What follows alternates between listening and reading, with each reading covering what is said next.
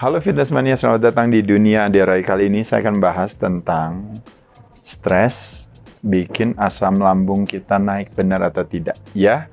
Nah, jadi kalau kita berbicara terjadinya asam lambung naik di sini sekali lagi bukan karena produksi asam lambungnya yang berlebihan, tapi justru kebalikannya, karena produksi asam lambung yang kurang, makanya asam lambungnya jadi naik ke atas karena ada namanya ujung daripada pipa makanan kita yang namanya esofagus itu, pipanya di ujungnya itu namanya LES, dia kebuka.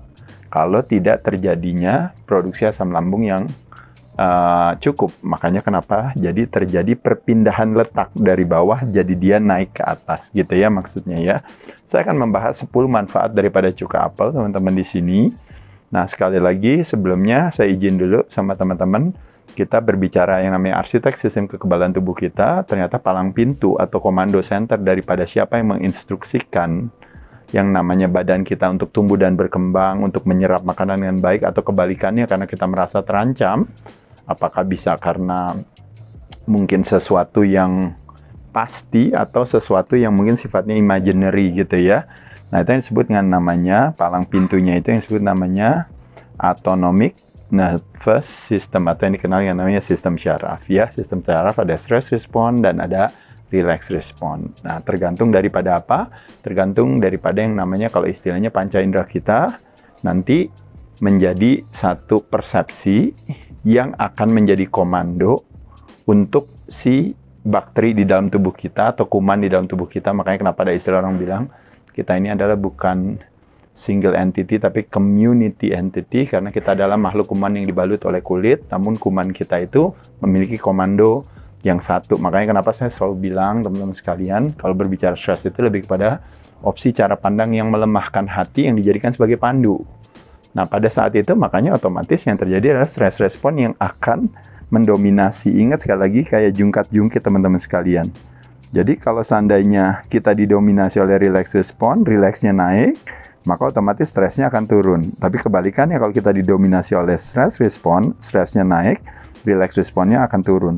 Nah, stress respon aktivasi yang disebut namanya fight or flight.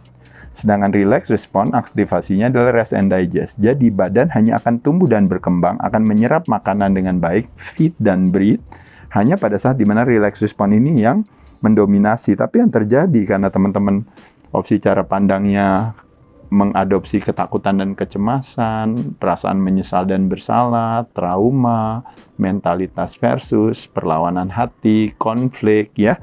Nah, pada saat itu otomatis stres yang akan naik. Nah, ketika stres yang akan naik, ya jadi kemampuan tubuh untuk menyerap makanan atau untuk tumbuh dan berkembang menjadi berkurang. Nah, makanya kenapa akhirnya pemaknaannya, akhirnya pencernaannya bermasalah. Nah, teman-teman sekali lagi, kalau kita berbicara pencernaan, sekali lagi teman-teman sekalian, nah jadi konsep daripada pencernaan itu adalah kalau kayak kita olahraga istirahat itu konsepnya adalah building up. Kalau pencernaan waktu kita habis makan itu terjadi proses yang namanya breaking down. Breaking down apa? Breaking down dari mulut untuk bisa dimasukkan ke dalam sel. Dari yang makanan yang kita masukkan ke dalam mulut nanti akan dijadikan sebagai otot atau sebagai jaringan gitu. Nah, untuk proses ini terjadi kalau teman-teman tahu ya, kalau bicara yang namanya GI tract-nya kita gitu, jadi breakdown tersebut gitu, jadi dalam proses perjalanan si sistem pencernaan tubuh kita itu dia membutuhkan atau mensyaratkan keberadaan yang namanya asam, acid, dan juga enzim. Nah, aktivasi aktivasi enzim akan terjadi produksinya kalau ada yang namanya kecukupan daripada tingkat keasaman di badan kita. Nah, kalau manusia itu the strongest acid in our body, dalam tubuh manusia itu disebut dengan yang namanya hydrochloric acid. Nah, kalau kita menggunakan satuan unitnya atau kalau istilahnya dikenal yang namanya pH, kalau nggak salah itu potensi hidrogen itu kurang lebih kira-kira satuan unitnya di sekitar 2-3 kalau manusia. Nah, jadi manusia itu punya kemampuan untuk mencerna makanan, itu tingkat keasamannya itu kalau ada di perut kita itu kurang lebih sekitar 2-3. Nah, kalau teman-teman tahu secara umum ini, kalau kita ngomongin ludah kita, ini yang disebut namanya salivary amylase ya. Ini teman-teman, ini pH-nya itu 7. Jadi pH-nya netral ya, kalau 7 pH-nya netral ya. Nah, ini tingkat keasamannya 0 teman-teman sekalian. Nah, kalau di atas itu namanya basa ya, kalau ini 0 dia ya. Jadi tingkat keasamannya ludah kita itu 7 gitu. Nah, kalau kita mencernanya misalnya buah-buahan, sayur-sayuran, tidak membutuhkan yang namanya enzim untuk diaktifasi, kita bisa menggunakan si ludah kita sendiri udah acting sebagai enzim. Ludah kita disebut dengan namanya salivary amylase ya. Dia bisa berakting sebagai enzim kalau seandainya yang kita konsumsikan buah-buahan dan sayur-sayuran. Tapi ketika kita konsumsikannya protein, ya terutama dari hewani, nah otomatis kita membutuhkan tingkat keasaman yang lebih tinggi. Nah, berbicara tingkat keasaman, dia memiliki sistem yang sifatnya logaritma, kalau teman-teman tahu. Jadi kalau pH 7, itu tingkat keasamannya 0. Kalau pH 6, tingkat keasamannya 10 kali lipatnya dari 7. Kalau pH-nya 5, tingkat keasamannya 100 kali lipat daripada 7, daripada ludah kita. Kalau pH 4, tingkat keasamannya berarti 1000 kali lipat. Nah, kalau manusia itu di antara 2 dan 3, itu berarti tingkat keasamannya kurang lebih sekitar 50 ribuan. 50 ribu kali tingkat keasamannya dibandingkan dengan ludah kita. Nah, makanya kenapa sebenarnya manusia punya kemampuan sendiri gitu ya untuk istilahnya kita itu nggak terlalu takut juga untuk kadang ada, kalau istilahnya zaman dulu kan orang sering bilang ya, makan jatuh belum 5 menit dia makan gitu ya. Kadang kita jajan-jajan teman-teman kan, jarang kan ya kayak Desi misalnya kadang-kadang misalnya, oh iya saya jajan habis itu meninggal gitu kan, enggak ya. Paling-paling mencret atau apa. Nanti kalau udah biasa habis itu kadang-kadang jajan-jajan ya biasa-biasa aja gitu ya. Cuma kadang-kadang ketika terjadi dalam tanda kutip sterilisasi, Desinya pergi ke Belanda 3 bulan gitu atau ke Eropa gitu. Begitu balik lagi ke Bandung makan di Cibadak, akhirnya tiba-tiba mencret lagi gitu ya. Tapi begitu badan terbiasa, badan nanti akan punya kekuatan tersendiri. Nah, kalau anjing, kalau teman-teman tahu itu, atau kucing itu, karena dia dia pemakan daging ya. Kalau manusia itu, kalau misalnya herbivora pemakan tumbuh-tumbuhan, dia nggak butuh tingkat keasamannya tinggi. Kalau manusia, dia masuknya lebih kepada dia omnivora gitu ya, pemakan tumbuhan dan binatang.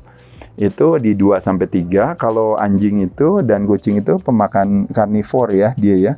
Berarti di antara 1 dan 2. Nah, itu berarti kurang lebih tingkat keasamannya lebih naik lagi tuh, kira-kira bisa sampai 500.000 kali tingkat keasamannya dibandingkan ludah manusia. Makanya kenapa anjing dan kucing kadang-kadang ditaruh di bawah ya makanan ya, dia bisa makan, kadang-kadang ke tempat sampah dia bisa ambil, dia makan ya. Nggak pernah kita ngelihat lagi, ini anjing kenapa, lagi bete banget dia lagi diare gitu.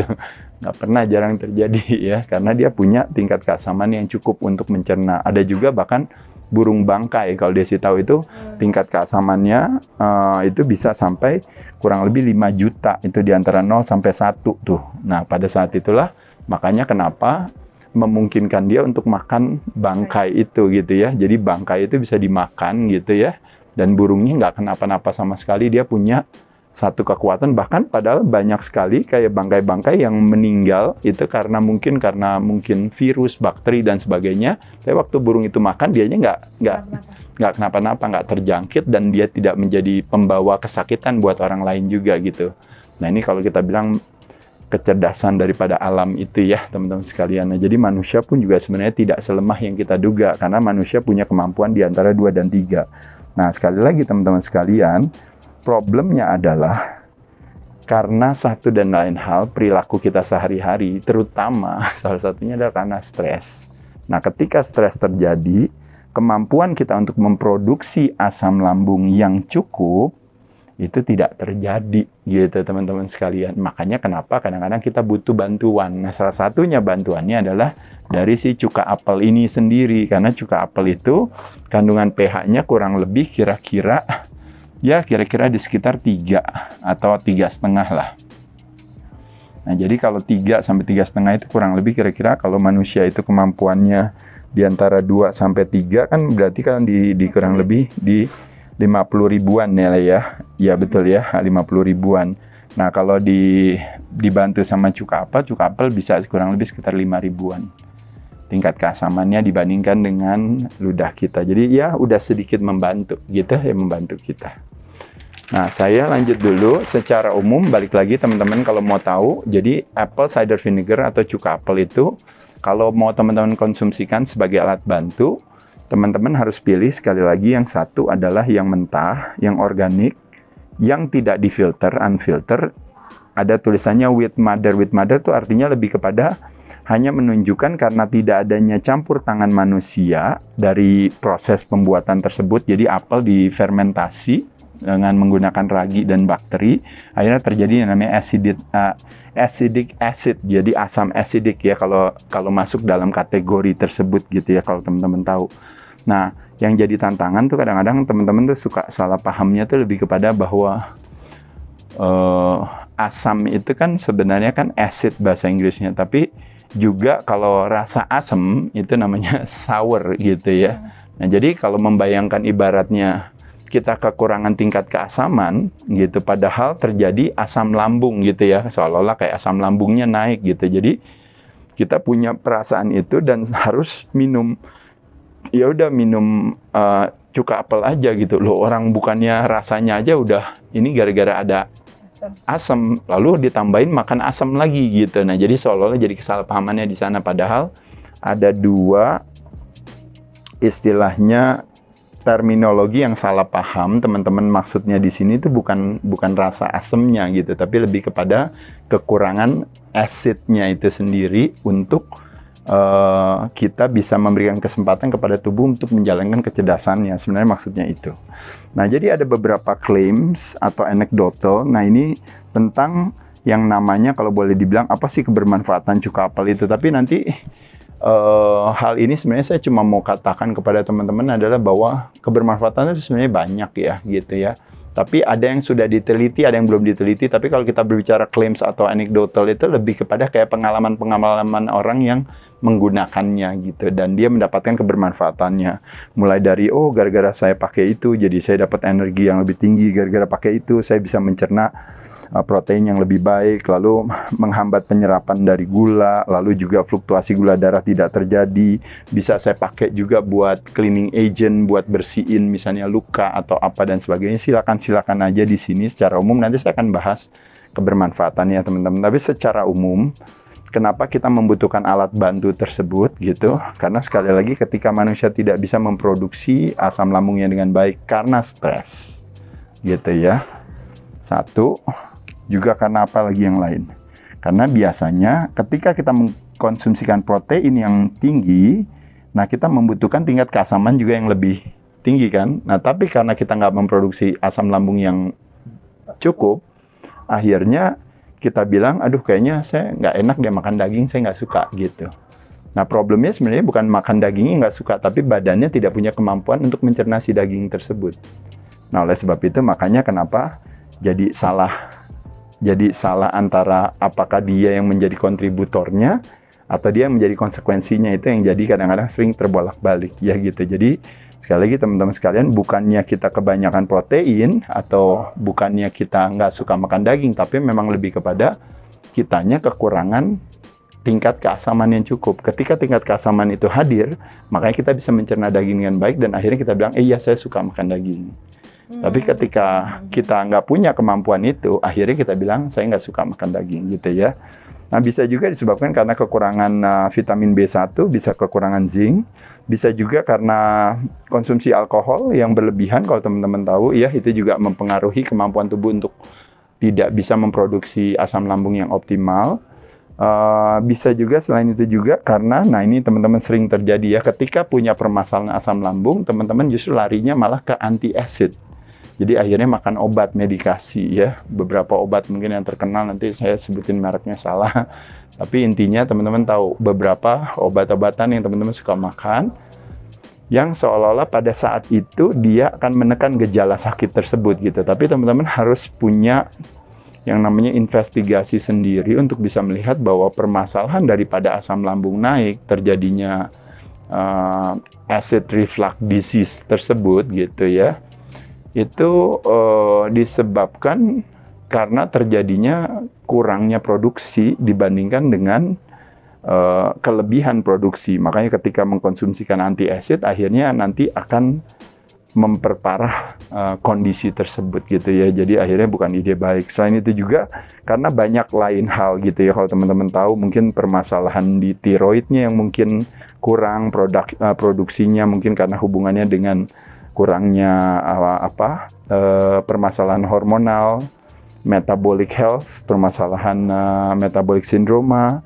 dan juga mungkin bagi teman-teman yang mungkin melakukan yang namanya gastric bypass atau bariatric surgery, juga konsekuensinya akhirnya tidak punya kemampuan untuk memproduksi hydrochloric acid dengan optimal, sehingga makanya ada dalam tanda kutip jadi punya ketergantungan terhadap tools lain yang bisa membantu. Nah makanya kenapa kondisi-kondisi ini akhirnya membutuhkanlah si alat bantu, which is adalah si cuka apel tersebut ya teman-teman ya.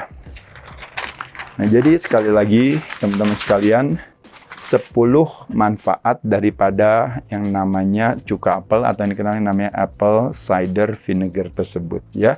Adapun manfaatnya antara lain harus sebagai berikut ya. Jadi ini izin teman-teman sekalian nggak boleh dijadikan sebagai suatu yang ibaratnya oh ternyata ini bermanfaat buat ini ya udah saya makan karbonya banyak, yang penting saya makan cuka apel. Bukan itu gitu ya. Jadi balik lagi, justru kalau saya bisa cut karbonya ya otomatis kebutuhan saya ketergantungan termasuk terhadap cuka apel pun juga jadi lebih berkurang, jadi itu ya lebih bagus gitu ya.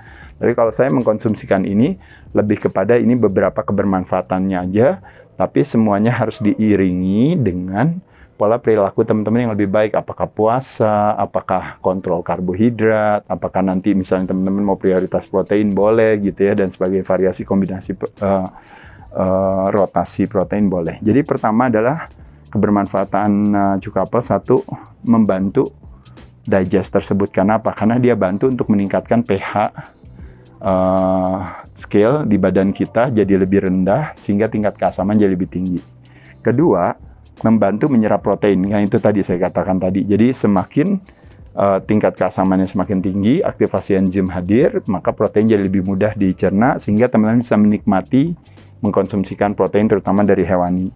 Lalu ketiga, terjadinya aktivasi enzim itu otomatis sistem pencernaan khususnya di upper portion dari sistem pencernaan kita sehingga jadi lebih lancar sebelum nanti masuk ke gut bakteria kita gitu ya. Karena kalau tidak lancar itu makanya kenapa akhirnya terjadi permasalahan-permasalahan seperti misalnya bakteria overgrowth, SIBO, lalu permasalahan leaky gut, terjadi kalau leaky gut tuh kayak semacam luka, jadi akhirnya jadi bocor di ususnya, jadi nanti kemana-mana. Permasalahan GERD, kalau teman-teman tahu, akhirnya katup si LES itu kebuka sehingga jadi naik ke atas, terjadinya heartburn, itu jadi bisa dikurangi. Lalu selain itu yang tadi saya katakan tadi gitu, dia akan membunuh si patogen itu ya, kayak virus, kuman dan sebagainya yang buruk. Permasalahan perut kembung juga ya, kayak bloated, gas itu dengan mengkonsumsikan apple cider vinegar jadi bisa lebih diminimalkan. Selain itu juga, nah ini beberapa hal, salah satu kebaikannya juga meningkatkan sensitivitas insulin teman-teman sekalian. Padahal permasalahan kita kan adalah kadang-kadang makan karbo kebanyakan terjadi yang namanya produksi insulin yang berlebihan, hyperinsulinemia kan kayak gitu ya. Nah tapi dengan mengkonsumsikan ini kita bisa mengatasi hal tersebut. Tapi balik lagi seperti saya katakan tadi, nggak boleh salah paham. Oh berarti saya boleh tetap makan karbo yang banyak, yang penting saya makan cuka apel. Jawabannya tidak. Jawabannya adalah kurangi karbonya. Tapi di sisi lain mengkonsumsi cuka apel memang membantu meningkatkan sensitivitas insulin. Lalu nomor 9, fluktuasi gula darah setelah makan. Jadi misalnya kita mengkonsumsikan cuka apel dulu baru kita makan. Nah, setelah makan kita bisa lihat kecepatan atau fluktuasi gula darah yang terlalu tinggi gara-gara kita mungkin makan karbo itu jadi lebih rendah dibandingkan dengan kalau kita tidak mengkonsumsikan cuka apel sebelumnya.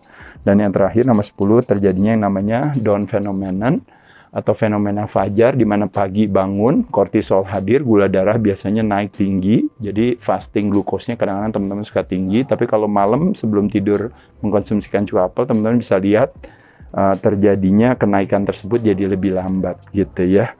Terlepas daripada balik lagi saya katakan tadi, bukan berarti malam-malam kalau gitu boleh makan karbo yang banyak, yang penting setelah itu makan cuka apel. Jawabannya tentu tidak, karena cuka apel adalah bukan solusi Dia cuma hanya membantu saja kalau teman-teman tahu ya. Nah, caranya sekali lagi adalah 2 sendok makan cuka apel masukin ke air.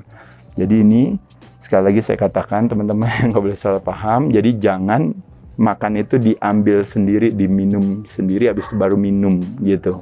Dia harus dicampur sama air. Iya, dilarutkan. Tujuannya supaya apa? Supaya biar badannya punya kemampuan untuk mencernanya. Kalau enggak nanti kebakar teman-teman ya. Jadi bukan ide baik gitu ya, karena tingkat keasamannya terlalu tinggi sekali kalau tidak dilarut dengan air gitu ya. Nah, jadi caranya adalah sebelum makan, antara makan, atau sesudah makan baru saya mengkonsumsikan cuka apel, silahkan teman-teman boleh pilih. Tapi kalau saya lebih prefer di sebelum makannya. Kedua, sebelum tidur atau misalnya pas bangun tidur atau pada saat lagi masih di jendela tidak makan di puasa, teman-teman mengkonsumsikan cuka apel untuk di-sip sebagai minuman saja untuk supaya biar gula darahnya tidak terlalu naik gitu ya, karena mungkin stres atau karena satu dan lain hal. Jadi sekali lagi demikian teman-teman. Jadi bukannya kita itu jadi bawaan asam lambung itu kita naik gitu ya, dan mungkin kalau nanti akhirnya jadi luka ya, permasalahan karena tidak pernah diatasi, nah otomatis tentu intervensi medis yang akan hadir tuh teman-teman ya, kalau teman-teman udah luka, udah punya permasalahan berbagai penyakit-penyakit tertentu gitu ya. Tapi kalau situasi umum, kalau teman-teman cuma ngerasa ibaratnya kok asam lambung saya naik dan sebagainya, teman-teman boleh membuat satu investigasi sekali lagi, oh ternyata benar ya gitu ya. Itu adalah karena saya didominasi oleh sympathetic nervous system stress response, karena mungkin salah opsi cara pandang yang melemahkan hati, perlawanan hati yang saya adopsi, konflik, mentalitas mungkin versus dan sebagainya. Nah, apa yang teman-teman lakukan, pay attention terhadap nafas, dan yang kedua dibantu dengan cuka apel tersebut ya. Di cuka apel sebenarnya sekali lagi saya tidak dibayar untuk kasih tahu cuka apelnya kayak apa ya kalau teman-teman ya, kebetulan. Jadi teman-teman bisa, kalau di luar negeri ada namanya yang paling populer, ada Brex dari Amerika, ada Busto dari Spanyol juga. Kalau di Indonesia jadi lebih murah ya karena dibuat di sini sendiri. Ini dari Vinega ya, bisa dari cuka apel, bisa dari cuka nanas, nggak ada masalah. Tapi intinya teman-teman bisa lihat di sini. Jadi with mother di situ tuh maksudnya, jadi dia ada polutannya di sini. Fungsinya nggak ada, hanya cuma mau memberikan kepastian kepada kita adalah bahwa ini tidak pakai apa-apa loh. Jadi benar-benar unfiltered, benar-benar prosesnya begitu saja sehingga ada si mothernya itu sendiri. Jadi mother itu maksudnya si polutannya itu sendiri ya. Jadi bisa, kalau Vinega dia punya dari cuka apel, ada cuka nanas, ada cuka lemon juga. Intinya sebenarnya sama. Jadi karbo plus melalui proses fermentasi, dipakein ragi gitu, nanti akhirnya jadi acidic acid ini gitu ya. Jadi teman-teman bisa jadikan pilihan ini. Kalau di Indonesia bisa pakai Vinega. Kalau teman-teman mau pakai merek-merek lain juga silakan juga, nggak ada masalah. Tipsnya sederhana sekali lagi seperti saya katakan tadi, 2 sendok makan sebelum makan. Kalau makannya 2 kali, boleh nggak saya konsumsinya misalnya 2 kali, boleh aja, nggak ada masalah. Kalau saya makannya 3 kali, boleh nggak konsumsinya 3 kali, boleh juga, nggak ada masalah. Nggak gimana-gimana juga sih teman-teman ya. Saya ucapkan terima kasih, semoga bermanfaat. Dadah.